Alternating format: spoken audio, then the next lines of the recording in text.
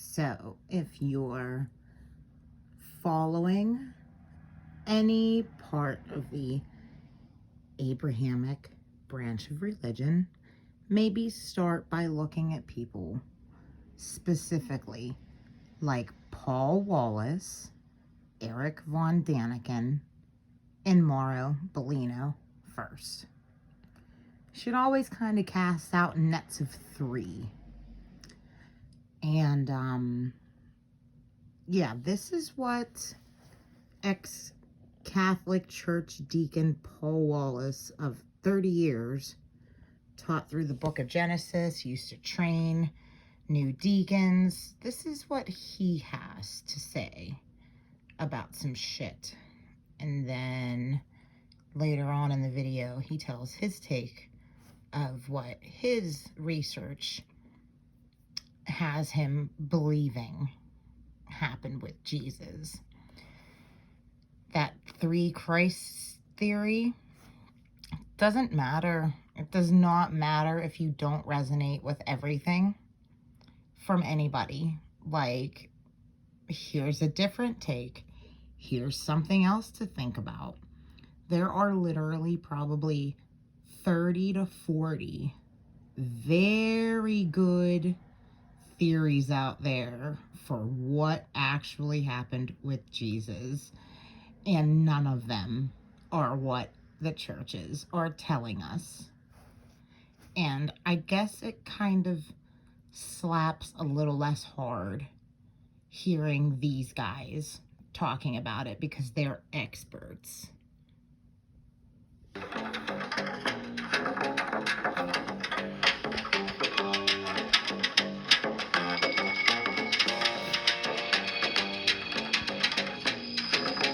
It's so interesting, the aspect of privileged information. I grew up watching Doctor Who and Star Trek, the original series. And I knew I enjoyed those series. I knew I found them very resonant. What I had no idea of at the time was that there was privileged information in those scripts, and there was channeled information in those scripts that talked about real narratives, real technology, real entities, and it was all secreted in there, how it's always been.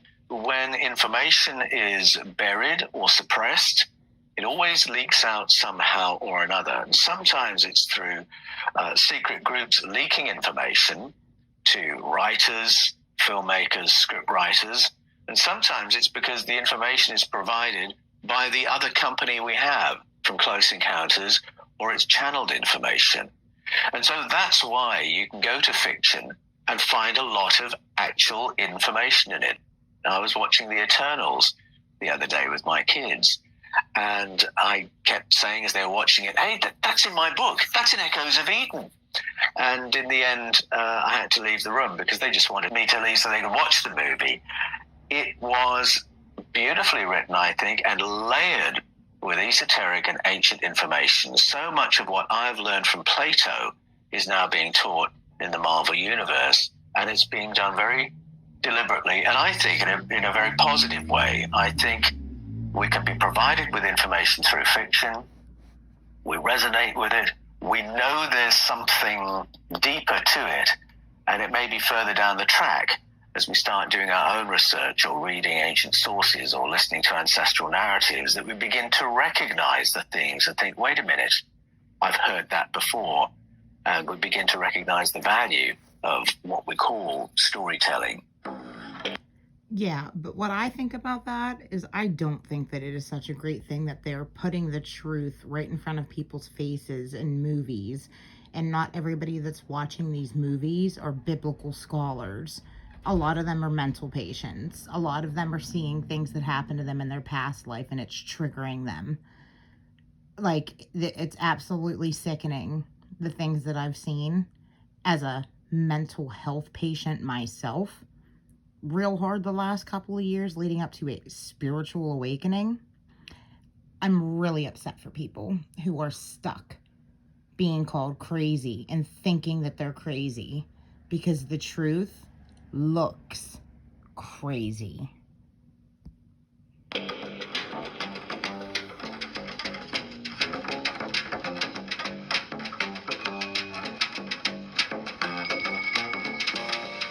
was a book that came out about 25 years ago called the Bible Code. And what's so interesting about that is that the Bible, as we know it, and we're speaking here about the Hebrew Scriptures at this point, not the New Testament, but the Hebrew Scriptures, what we call the Old Testament. It is a book today, but it hasn't always been a book. It's a collection of books, a collection of writings. Even the individual books of the Bible, like Genesis, are libraries of ancient stories. And it evolved into its current state. It would have begun with the stories of beginnings that Abraham and Sarah curated, the progenitors of the Hebrew tradition, stories they may have brought with them, having grown up in a Sumerian-based culture. And then at some point, those stories were added to, and you get the Pentateuch, a set of writings that are created to teach the Mosaic law. They pulled together some other stories, glued them together, and then reworked them all to teach the Mosaic law. And then there's a further set of editions and another edit or redaction, and we get the Deuteronomistic history. Then more books are added, so you get the major prophets, and then more books are added, so you get the minor prophets. And then in the 6th century BCE, as part of the Reformation of Judaism, to turn it into a strictly monotheistic religion in practice and in scripture, a major redaction was done to rework the whole thing so that it would appear to be a seamless story of God from beginning to end. So you can see how it's evolved. Different moments in that story happened for political reasons. We have a stage that's there to endorse the Mosaic law, the Yahwistic laws, the Davidic monarchy, the Levitical priesthood. Then the final one is monotheism, needs to clean up what Judaism has been for centuries, turn it into a monotheistic story. And you would think by the time all those changes have happened, you would have a hot mess, but you don't. And in fact, the curation of the ancient stories has been done so faithfully, and the redactions have been done so openly, that you can still see the earlier shape of the stories. And where my books go, the Eden series, look at what were these stories in the beginning. And we go back to the Elohim stories and realize that prior to the reworking, what we're looking at is a sequence of stories about paleocontact from different periods of human history and human prehistory, before humanity. All that is in there to be plumbed. When you do that, it's like taking the red pill in the Matrix. A whole other world opens up. That was my experience. But that is not to demonize the editors and redactors who made the changes, because in fact, in that final redaction, there was profound information that laid into the text. And I think that's where the encoding that books like the Bible Code look at is to be found. And there are spiritual traditions that just go to that layer and look at what was the information laid in at that point. The leading information is there is only one God, and by God we mean the source of the cosmos and everything in it, that in which we all live and move and have our being, to quote the Apostle Paul. But that was what they understood by God and words associated with. And that's, I think, a wonderful and profoundly important idea. But beyond that, there's other information that is in that top layer, in the shape of the scriptures as they are today. And so there are ancient spiritual traditions that go there and disencode that, and books like the Bible Code that go there and disencode that.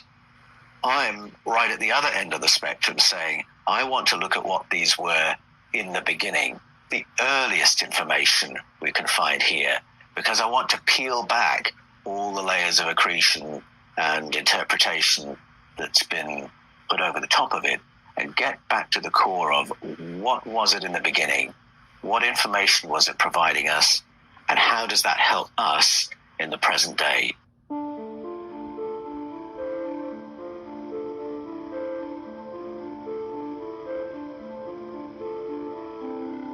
Certainly Jesus and those who wrote for him represent a level of borrowing Christianity doesn't often want to acknowledge, because Christianity is based around a very high estimation of Jesus, and the church exists to disseminate his teachings as best they understand it. I think there has been a reluctance to really set Jesus and his writers in historical context. I, through my research for the Eden series, have come to believe that Jesus and those who wrote for him were every bit as educated as somebody like Plato. And Plato was absolutely plugged in to a world of narratives and ancestral information. Plato was very open about where he got his ideas and information from. Some was from what we would call science, what he called philosophy, which is applying logic to things we all observe. Some of his information was ancestral and esoteric. So he talks about the information that had come from a previous civilization via the ancient Egyptian priesthood, via Solon, the Greek legislator, to Socrates. And so that's an incredible source of information going way back beyond what we conventionally know about ourselves. And then he talked about other information derived from encounter experiences, contact experiences achieved through altered states of consciousness. So that's Plato. Paul knows Plato like the back of his hand. This is the Apostle Paul who wrote half the New Testament. And some of the Apostle Paul's most famous quotes are actually Plato quotes, where he's just changed a word or two here and there. So you know that Paul was at least that educated and clever. Is it possible Jesus was? Canonical Gospels, we don't know anything about Jesus's life, really, other than the story about his birth, which belongs to a whole family of stories about star children, once you set that in context. And then he appears as an adult with his teaching and healing ministry. Is it possible that he was a seeker of truth and a student of world mythology, world wisdom, in the same way that Plato was? Is it possible he was at least as learned as him? Is it possible he had actually traveled? Because the world in that period was very travelable. Hence there that Jesus was very well connected with wealthy merchants who were traveling the world, and he could easily have gone to other countries and sat at the feet of other teachings and come back with that information. And if that is the case, it would give some explanation as to why in the New Testament you're seeing what look like references to Eastern thought and even Eastern texts that make their way into Paul and into the Gospels.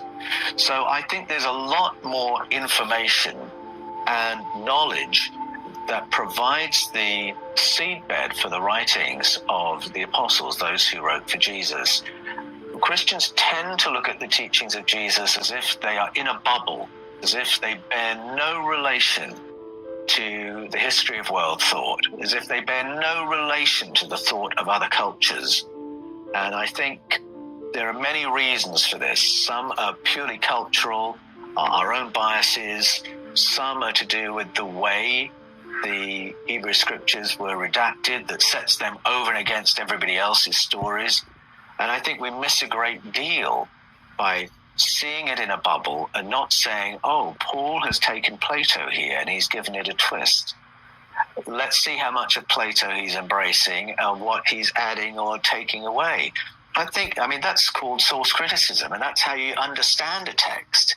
And I think we really need to start using those kinds of tools to be able to say without fear, I love Jesus, I love his teaching, but I can see that the way it's presented here is keying in to thought and story from ancient Egypt.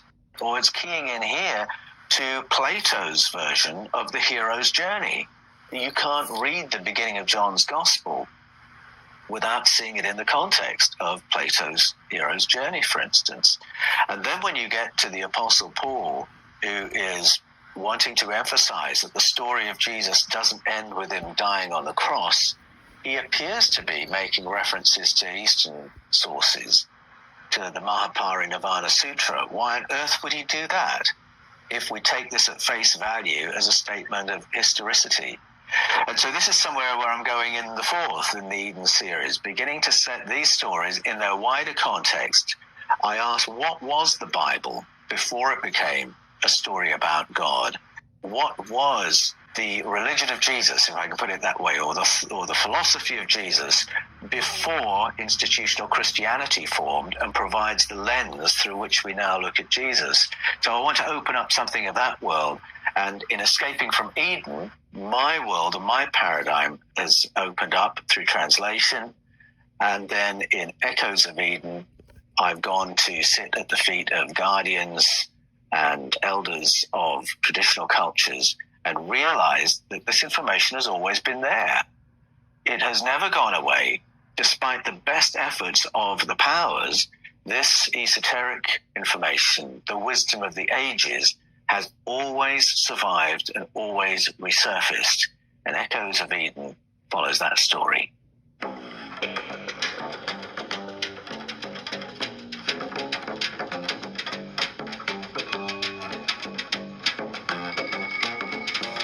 Because of the very rich correlations between the telling of the story of Jesus and other ancient story, some people do conclude, well, this is just the latest telling of that story and there's no history here. My position is different to that. I believe there was a historical figure, Jesus of Nazareth, but I think the way his story has been told by those who wrote for him is informed by all those other stories, deliberately keying into these other themes. And I think you can see that within the scriptures that we have, the canonical ones and the Gnostic ones. But then I think when the Roman Empire got its hands on Christianity, endorsed it, and then morphed it into the Imperial Department of Religion, I think it deliberately distorted what Jesus was on about. Christianity became a religion of worship and obedience, of fearfully tiptoeing around a God who would consign you to eternal conscious torment if you weren't on his side. It becomes a religion of passivity and compliance where you can't distinguish between good citizenship and being a Christian. Whereas you've only got to go to the canonical Gospels to see that the figure of Jesus does not fit with the Christianity that emerged in his name. The Jesus we find in the canonical Gospels is totally inconvenient to imperial Christianity. And that's why I believe there's a real historical core there, because you wouldn't invent a figure like that. This is why I don't really follow the logic of Caesar's Messiah. You wouldn't invent that particular Jesus if you wanted to endorse the imperial cult. He's too inconvenient. He is not in favor of feudalism, which is the essence of empire, and he's not in favor of religious leaders, and he's not very impressed with civic leaders either. He is very much into sibling society, peer society. A very inconvenient figure, whether it's the canonical or the Gnostic Jesus you read.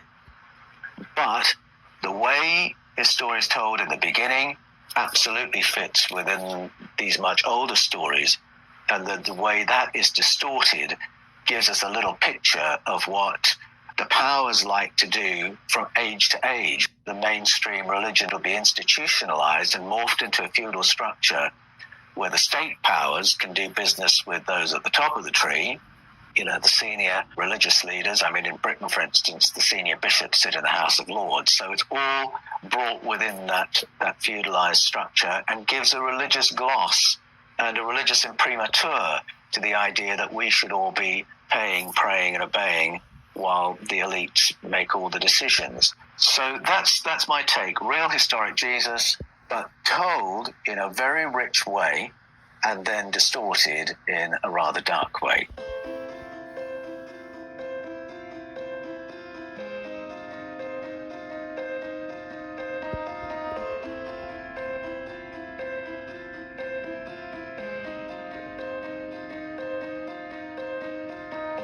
I've been very fortunate to travel in some of these parts of the world and spend time in India, spend time in Kashmir. And if you take any time in the ancient religious communities that exist in those places, the leaders of the monasteries will just state as something everybody knows, well, Jesus was here.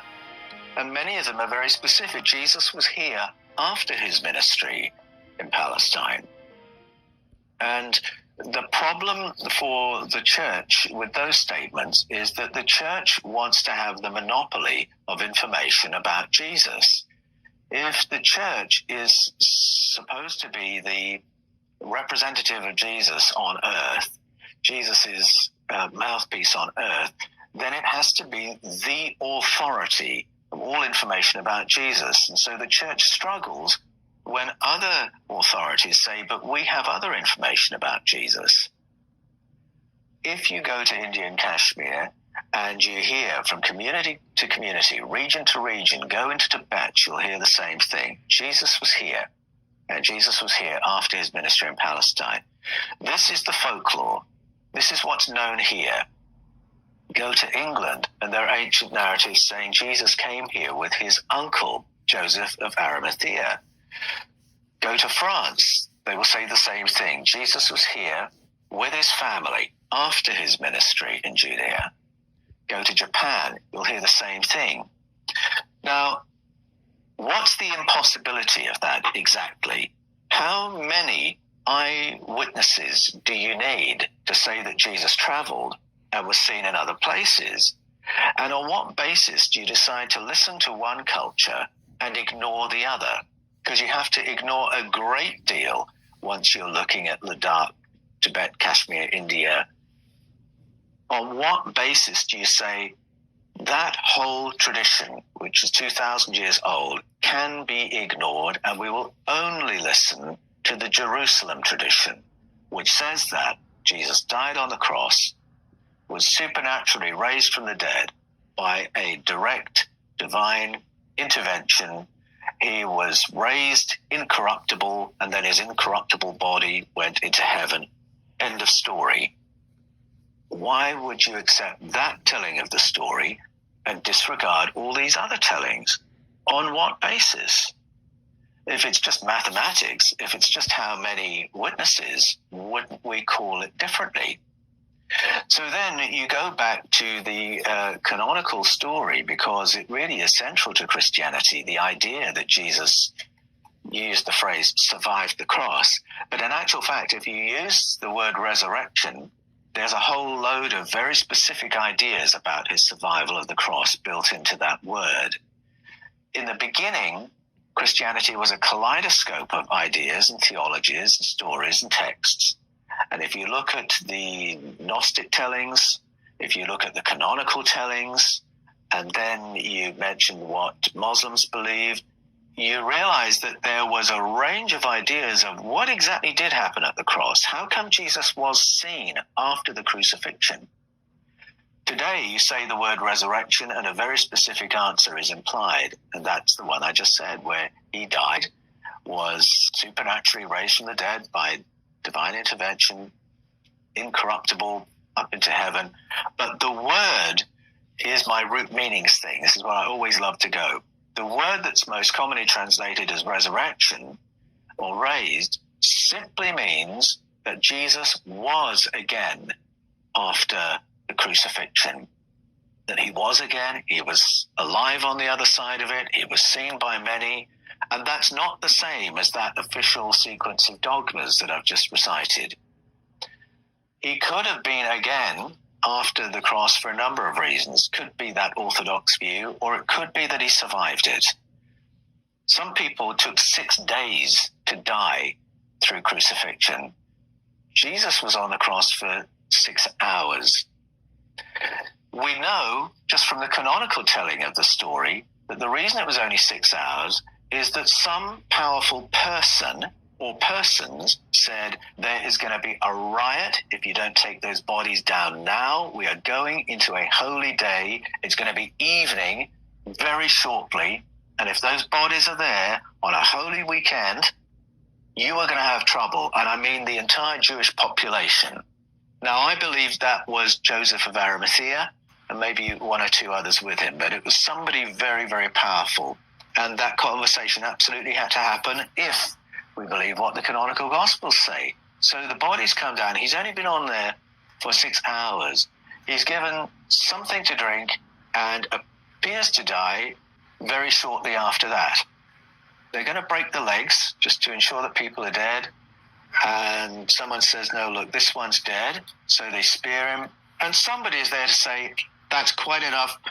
I've got papers. I'm taking that body. And the Gospels say that was Joseph of Arimathea. Give me that body. And so the soldiers give him that body. And then the story goes, he's seen alive afterwards.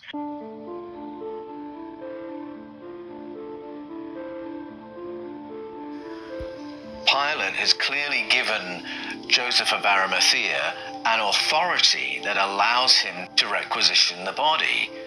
No way would the soldiers release that body without a proper authority. And that test that was done to check whether he was dead or alive, whether Jesus was dead or alive on the cross, spearing him in the side, there's a very curious detail there. We are told that the body bled when he was stabbed. Now, I'm not a medical expert, but I would just raise this question. Dead bodies don't bleed. So what are we being told when we're told that the body in that moment bled? Is there another layer of story appearing in this moment, even within the canonical telling of the story? It doesn't take too much joining of the dots to think it is possible that what we're looking at was a near-death experience. And there were esoteric traditions well established by that point that would provide modalities, methods, substances that would lower the heart rate so low that a person would appear to be dead. Dead enough, perhaps, for a Roman soldier to give a body to Joseph of Arimathea for him to take away. So it is within the realm of possibility that Jesus survived and then went and lived somewhere else, and wouldn't you, after everything that had just happened in Jerusalem?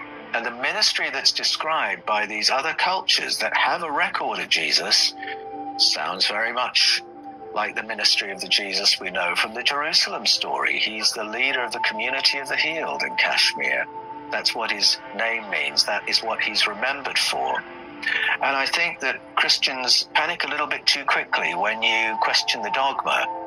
If what you're doing is going back and saying, excuse me, the root meanings of these words could be telling a different story.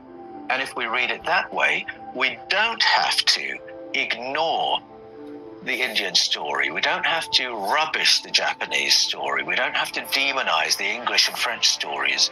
We can say we have all this information about a figure called Jesus. Let's put it together and see what picture emerges. And that's some of where I go in Echoes of Eden.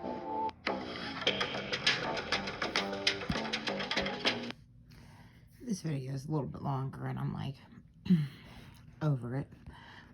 But yeah, it looks like when people continue to follow the Abrahamic branch of religion, just based off of their texts and traditional teachings, to me, being spiritually awake for like 5 months now, like I'm totally adjusting and blah, blah, blah, it looks like everybody's hogtied. And there's just like a whole spiritual community out there standing up, looking at a bunch of people hogtied, going, oh, hopefully one day you'll listen. I mean, there are so many people like this guy who came out of religious backgrounds and are well respected. This should be the front line of investigation for anybody who wants to really know what the hell is going on in this world.